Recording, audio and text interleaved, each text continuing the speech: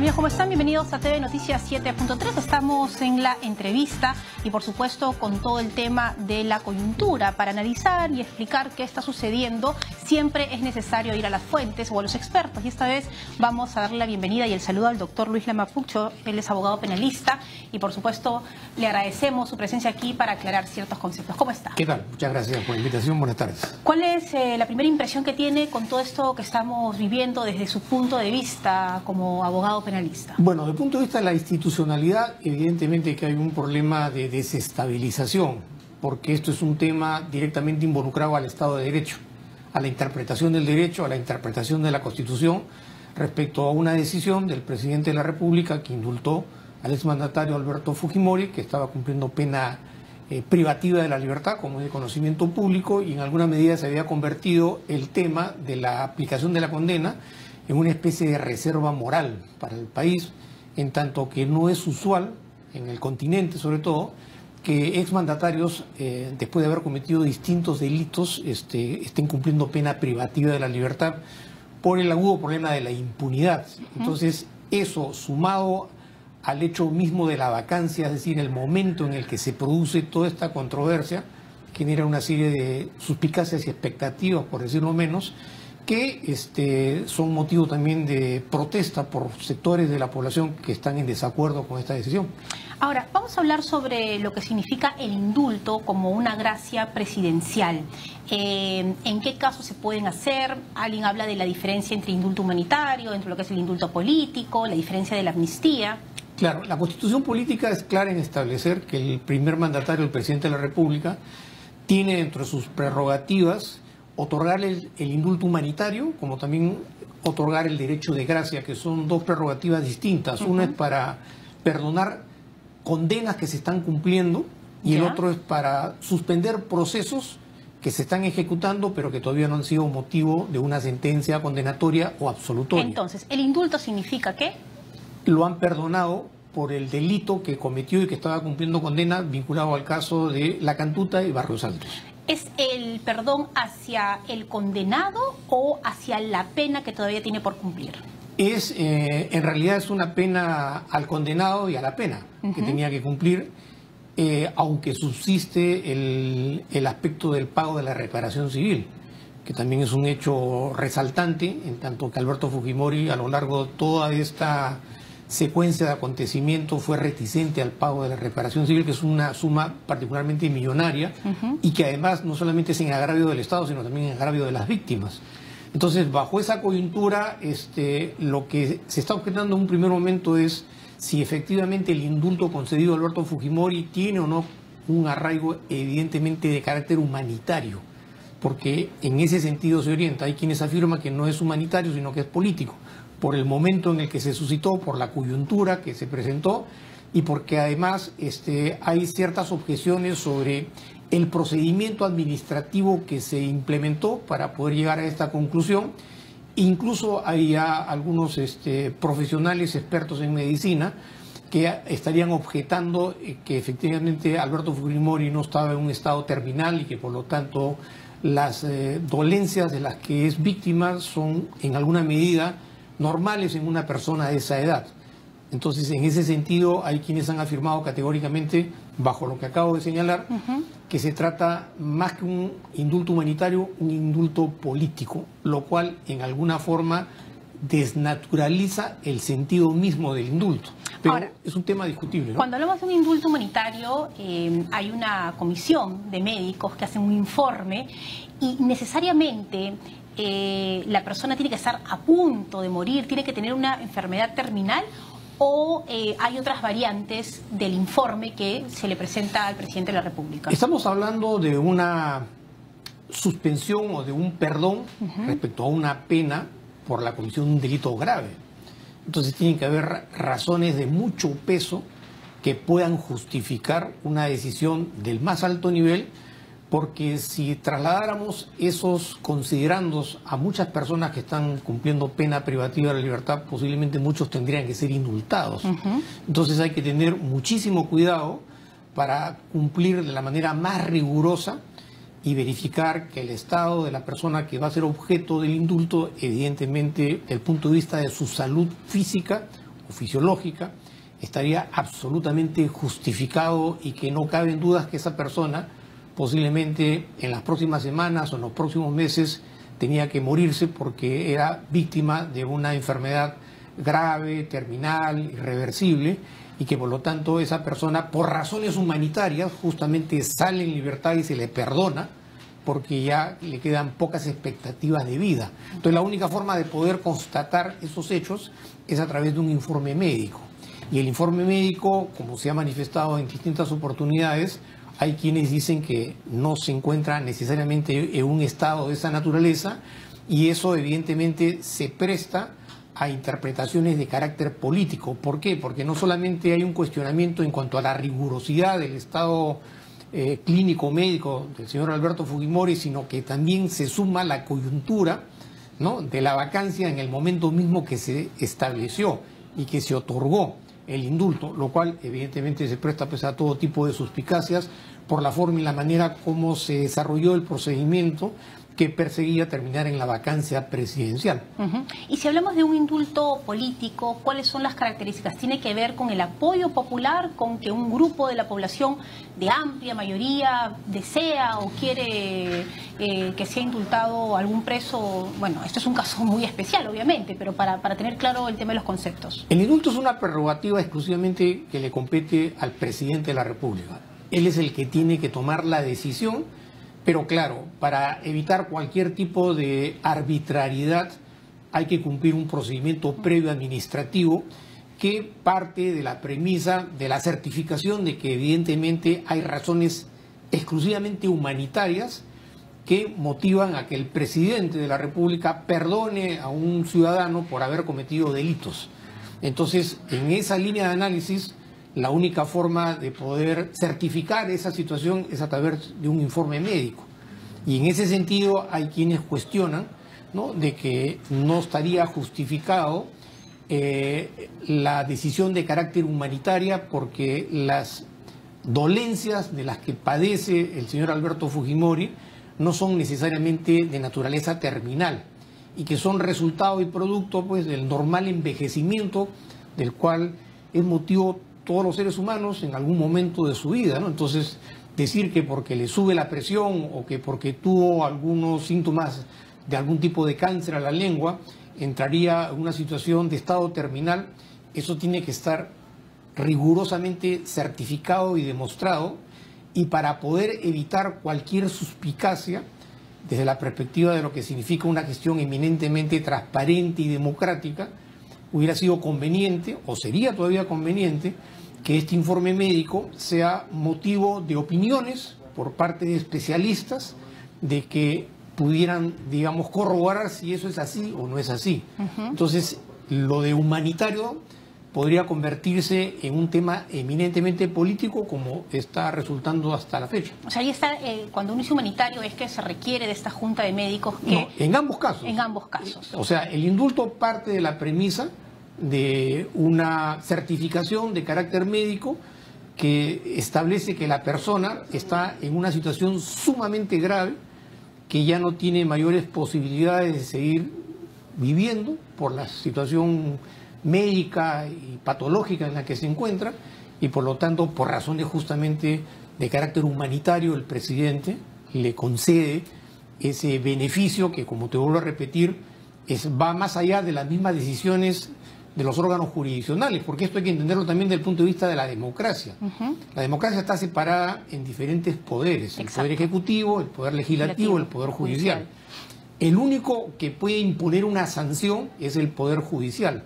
Esta sanción se impone a raíz de un proceso en la que se contraponen las posiciones y se llega a la conclusión de que efectivamente esa persona es culpable y se le sentencia a una pena determinada, ¿no? Entonces, hay que entender que el presidente, al tomar la decisión de indultar a una persona, va a ir más allá de una decisión de carácter judicial que es inamovible, a no ser que se hayan suscitado algunas causas que justificaran una revisión del proceso, cosa que hasta la fecha no se logró.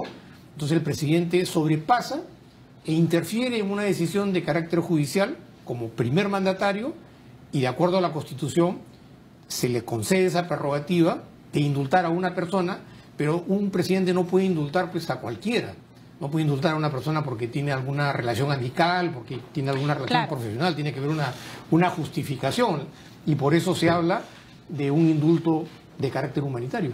Ahora, vamos a hablar respecto al tema de la sentencia de Alberto Fujimori. ¿Cuáles son estos puntos por los cuales fue condenado?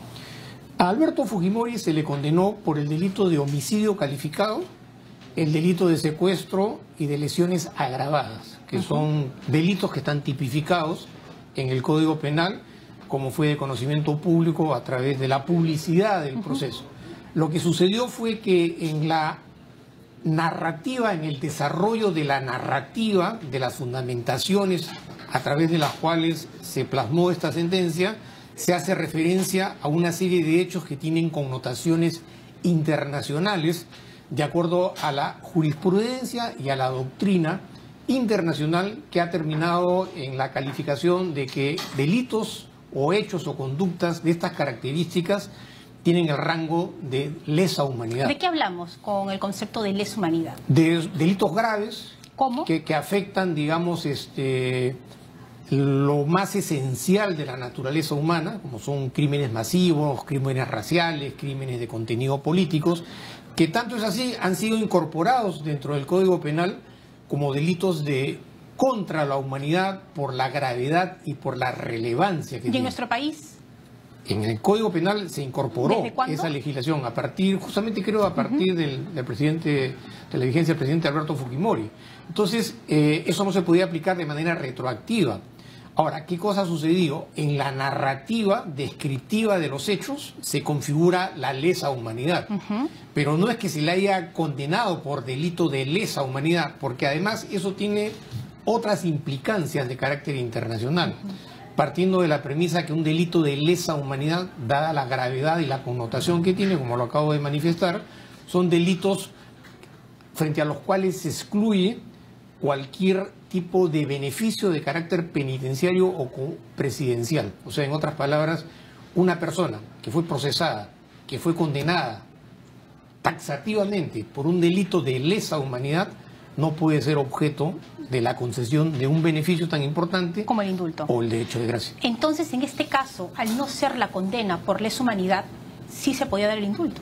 Siempre y cuando quede absolutamente demostrado, para evitar cualquier tipo de cuestionamientos, que se trata de un indulto exclusivamente de carácter humanitario. Pero la condena en sí es porque no estaba tipificado en ese momento en nuestro país. No, es que no se podía aplicar de manera retroactiva, pero en todo caso lo real y lo verificable y que es inobjetable es que él fue condenado por el delito de homicidio calificado, que ha habido discusiones, diferentes interpretaciones, algunas de ellas motivadas por razones de carácter político para tratar de desmerecer o de desprestigiar el contenido de la sentencia condenatoria.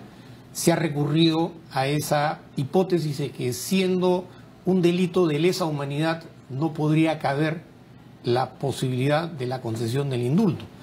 Pero, en todo caso, legalmente, judicialmente eso hablando, tiene que ser también motivo de una interpretación, porque la jurisprudencia se va adecuando a las circunstancias y a cada caso. Claro, lo que se va viendo, ¿no? Así, lo que se va viendo. Entonces, el Tribunal Constitucional, los jueces constitucionales y eventualmente, si se tuviera que recurrir a la jurisdicción supranacional, es decir, a la Comisión Interamericana o a la Corte Interamericana, no queda excluida la posibilidad de que se genere algún tipo de interpretación sumado a otros factores que también requerirán ser motivo de algún tipo de lectura que podría ser distinta o podría ser igual, pero tampoco no podemos negar esa posibilidad.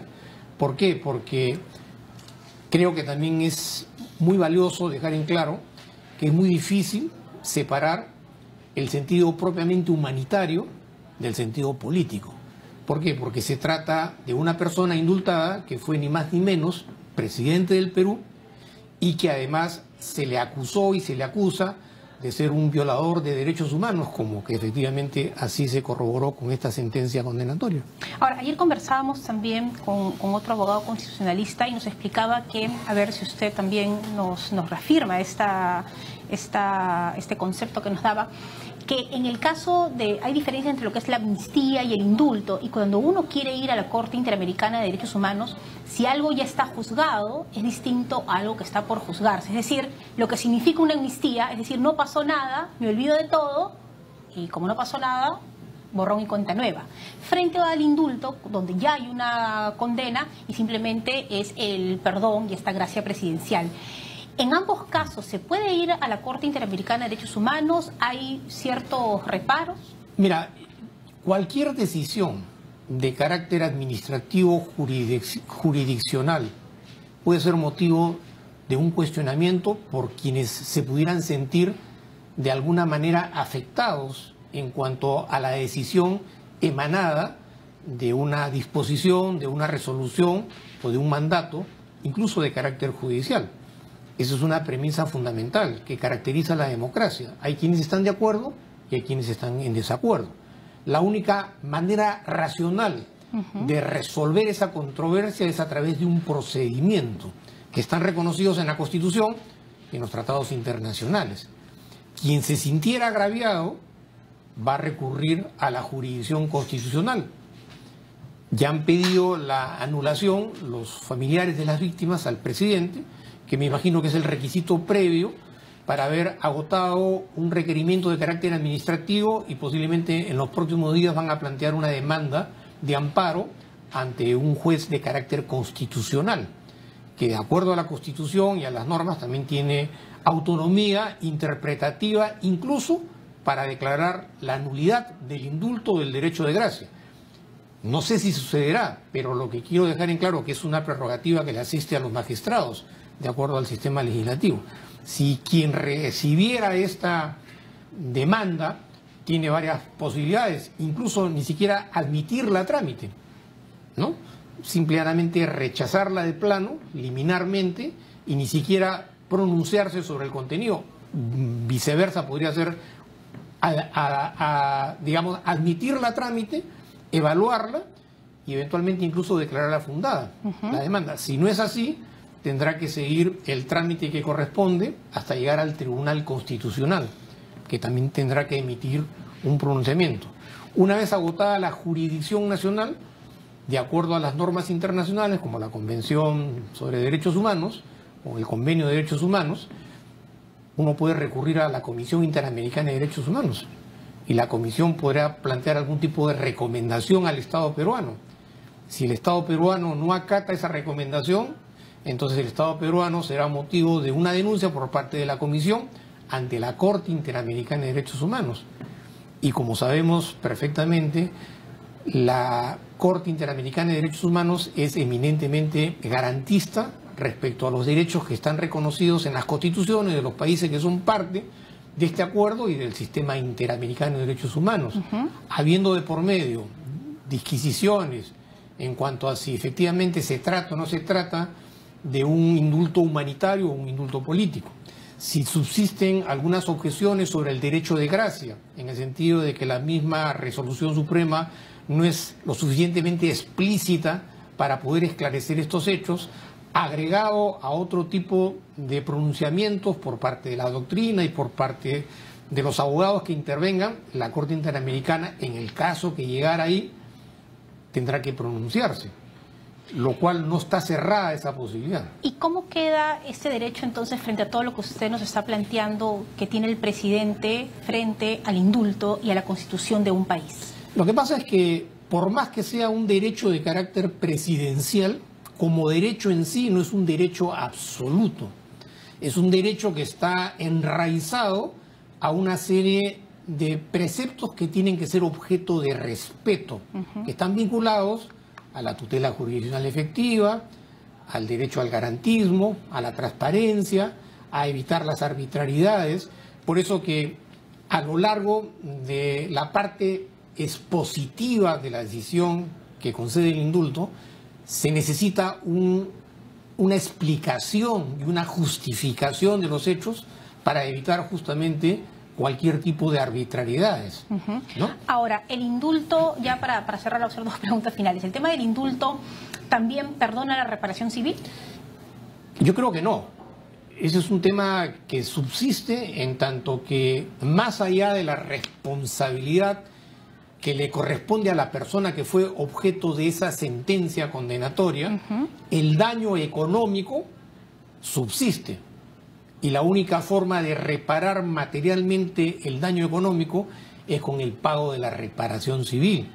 Y por eso que cuando se evalúan circunstancias de esta naturaleza, se tiene mucho en consideración cuál ha sido la actitud de la persona objeto de esta prerrogativa respecto al daño generado.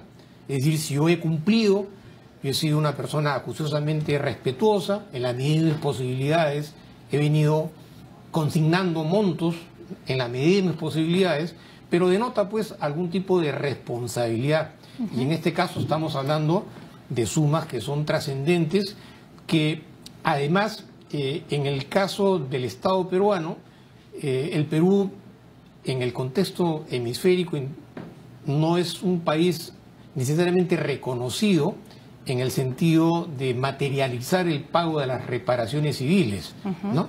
Es un tema que aun cuando hay pronunciamientos de carácter jurisdiccional internacional, en la práctica muchas veces se presta a procedimientos particularmente burocráticos que generan un tremendo perjuicio económico a las víctimas, más allá del perjuicio generado respecto al derecho propiamente violado. Muy bien, ¿y también se perdonan todos los casos, por ejemplo, el tema de Pativilca? Ese es un tema también que me parece a mí, de acuerdo a lo que han opinado otros especialistas, debió haber sido un poco más claro y preciso, porque no se puede hablar en términos generales, ¿no? Porque además, para conceder el derecho de gracia, que digamos es un perdón de un procesado antes de que sea condenado, le cortan el proceso y ya se le excluye del proceso, la Constitución señala que para que se otorgue el derecho de gracia a un procesado, tiene que haber transcurrido el doble del tiempo que dura la etapa de la instrucción, más el tiempo de la ampliación. En el caso de Pativilca, esa etapa se superó porque ya hay de por medio una acusación fiscal para entrar a un juicio oral, ¿no? Porque para poder procesar a una persona que ha sido motivo de una extradición hay que pedir autorización al país que concedió la extradición, en este caso Chile. Entonces, la resolución debió haber sido más precisa para hacer referencia a qué casos en particular se refiere el derecho de gracia y no dejarlo al libre albedrío. Pero tal como está ahorita, ¿significa qué? Hay una... ¿A interpretarlo? Una interpretación. Entonces, con eso también le estamos dando la posibilidad a aquellos magistrados que van a tener que resolver si efectivamente, sobre la base de ya existiendo una acusación fiscal, van a entrar o no van a entrar a juicio oral, ¿no? Entonces, son temas que se prestan pues a todo tipo de controversias, ¿no? Doctor, su comentario final, ¿hacia dónde vamos? Mira, este es un hecho histórico y, como había manifestado hace unos instantes, los países, sobre todo los países que tienen problemas tan agudos de corrupción, necesitan de actitudes ejemplares, que es lo que se convierte en una especie de reserva moral, porque no solamente hay que pensar en el señor Alberto Fujimori, en el presidente de la República, en los ministros, sino también hay que tener en consideración que hay miles de jóvenes que tienen una expectativa de futuro en un país flagelado por todos estos dilemas que requieren actitudes ejemplares. ¿Por qué? Porque la política en los últimos años se ha desmerecido mucho en el Perú. Hay una absoluta carencia de credibilidad en los partidos políticos y en la forma como se maneja la política, que está corroborado pues por todos estos procesos en los cuales hay investigaciones, detenciones preventivas, expresidentes cuestionados, solicitudes de extradición. Entonces, los jóvenes no tienen a dónde mirar. ¿Cuál es el futuro ético-moral de la juventud en el Perú para los próximos años? Frente a un tema de corrupción que no solamente no ha sido resuelto, se ha hecho más complejo y más delicado porque afecta pues la fibra más sensible de la opinión pública. Bueno, para eso está el derecho, ¿no? Para ayudarnos a... Justamente es lo que decíamos, ¿no? O sea, el respeto a las normas y al derecho. Muy bien, doctor, le agradecemos muchísimo su presencia y seguiremos, me imagino, hablando en los próximos días de todo lo que estamos viviendo en nuestro país, y la idea es seguir para adelante. Nos vamos al Bicentenario y esperemos pues que todo se resuelva. Agradecemos al doctor Luis Mapucho por estar aquí con nosotros. Hacemos una pausa, por supuesto, regresamos con más información en TV Noticias 7.3. Volvemos.